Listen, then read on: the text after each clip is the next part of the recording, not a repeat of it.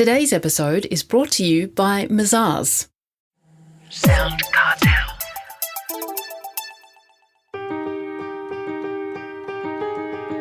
From SoundCartel, I'm Nicole Goodman, and this is Business Essentials Daily.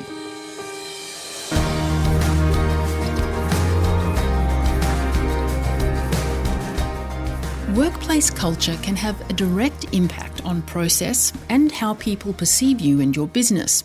In other words, a bad culture is bad for business. Colin Ellis knows this only too well. Originally from Liverpool, Colin spent more than 20 years building successful teams in the UK, New Zealand and Australia. These days, he advises some of Australia's leading brands on transforming better workplace culture.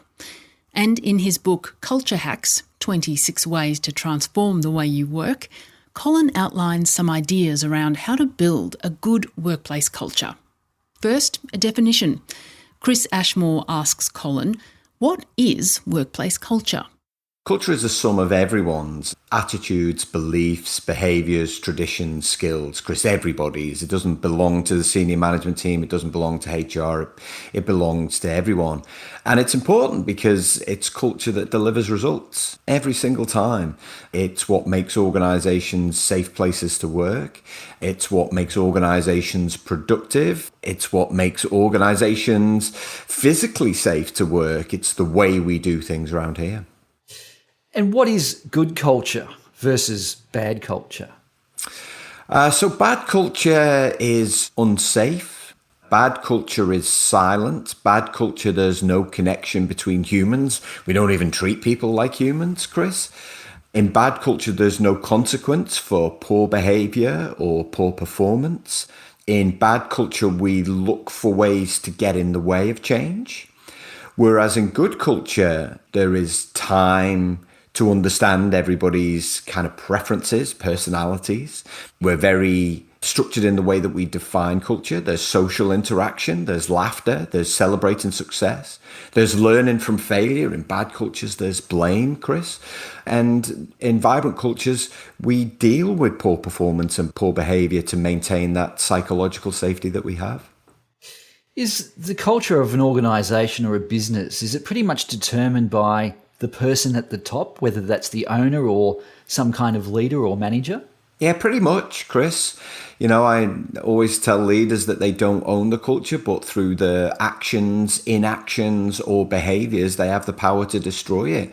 So there are case studies all around the world right now of senior leaders who are walking past the kinds of behaviours that create an unsafe physical and mental environment for others. So absolutely, they set the tone. They've got to practice what they preach. Well, in your new book, Colin, Culture Hacks, you give the readers 26 different ideas to help transform their workplace culture. Can you share some that stand out for you? Yeah, sure, Chris, yeah.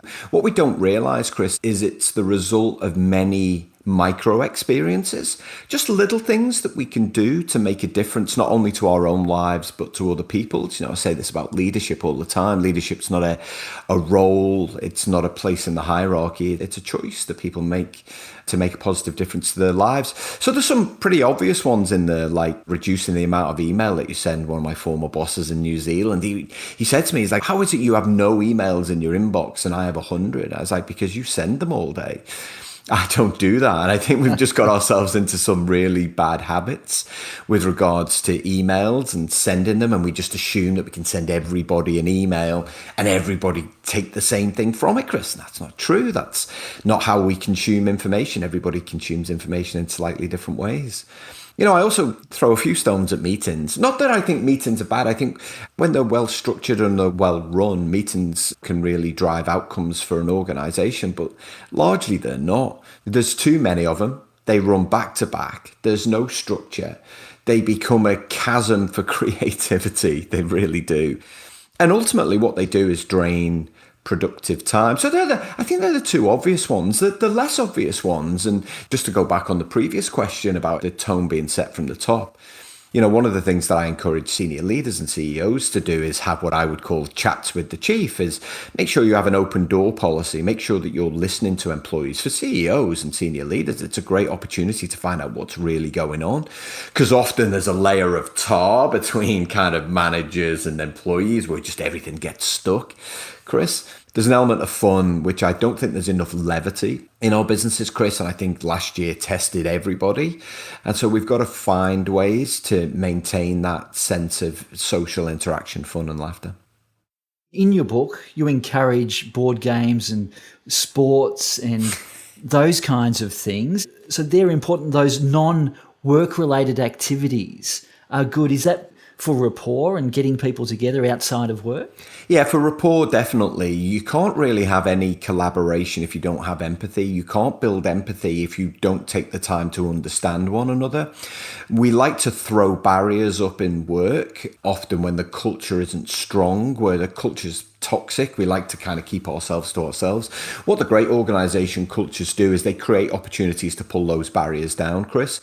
So board games is a great one. I used to do that with my own teams. We'd have a little box of board games. We'd kind of hang out in the kitchen and play a game of chess or drafts or pass the bomb or kids games, right? So that they're easy to understand. You don't have to learn complex rules, although people did play chess and Risk.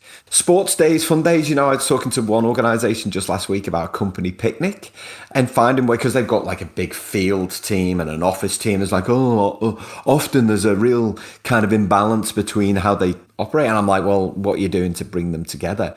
Tony Hsieh said it best. Tony Hsieh is the late CEO of Zappos, who are a shoe retailer in the US.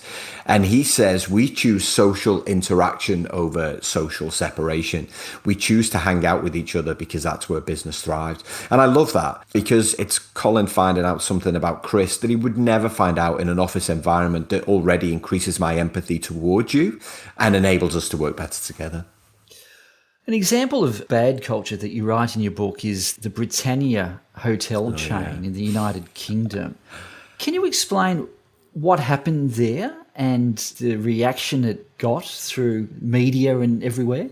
You know what, Chris? Almost every week there's a shocking example of culture. Britannia one was a very public one, Britannia Hotels, because it played out during COVID. Now, many businesses suffered hardships. Many businesses had to shut down as a result of the pandemic. And Britannia Hotels was one such business that had those hardships. Unlike most businesses that treated the staff with empathy and understanding, they pretty much sacked everyone by letter and told them to vacate the premises that they were staying on. Now, for many, those of you who understand the hospitality business, there's many immigrants. And so essentially rendered these people homeless within a week. They also said, from memory, that they would deduct the holiday pay from their final salary. So not only were they cheating them out of their salary, they were taking their home away from them and their livelihood. Now, at the time, the UK was locked down and many countries in Europe were locked down. So people couldn't get home. They were literally homeless. So other hotel groups stepped in. They offered to house them. They offered to pay them to do some work. And when things like that play out in the public domain, it's not like the old days that people hark back to, is that's just business and people have to lump it. Oh no, it played out very publicly on social media. So many people were just disgusted by their behaviour. Then Andrew Neil, who was a media commentator in the UK, picked it up and he tweeted it to his 1 million followers. And ultimately, not only did people lose respect for the organisation, but they're going to lose revenue as a result, because people were pretty much swore that they would never book with them ever again because they lacked basic decency, treating people like human beings. And it's a reflection of the core values of the leadership. Absolutely, Chris. And they didn't even apologise until like 2 days later. And then they make up some cock and bull story that nobody believes. Oh, it's a miscommunication. No, it's not. But I think sometimes what cultures do is they're either apologists for the culture that they have, or they just don't want to deal with it. And so it's a real determination of the kind of cultures that leaders have allowed. Well, finally, I suppose, is it fair to say that if one wanted to change the culture, their business culture, it's not something that you click your fingers and it happens overnight? It takes a while to do, yeah? Oh, mate, it does. It's a lot of hard work, 3, 6, 9, 12. It can take 18 months, 2 years to transform a culture. And that's with everybody kind of holding themselves to account to the things that they've agreed. So we can agree a vision, we can agree a set of values, Chris, we can agree how we're going to behave, how we're going to work together, and how we're going to make time for new ideas. But if next week we go back to the way things were before, then we failed. And that culture will never evolve. It will never grow. In fact, what it will do is evolve negatively, because it will allow people to go, oh, well, we tried that and it didn't work. If people want a positive evolution of culture, what they have to realize is it requires a change in human behavior. And once you get that, literally anything is possible. That was culture change specialist Colin Ellis.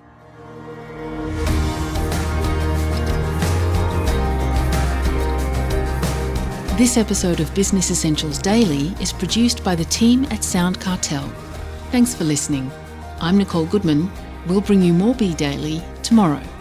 Follow at BE Daily Podcast across social media and head to bedaily.com.au for more from the Business Essentials Daily podcast. SoundCartel. This episode was brought to you by Mazars. To find out more, visit mazars.com.au. That's mazars.com.au.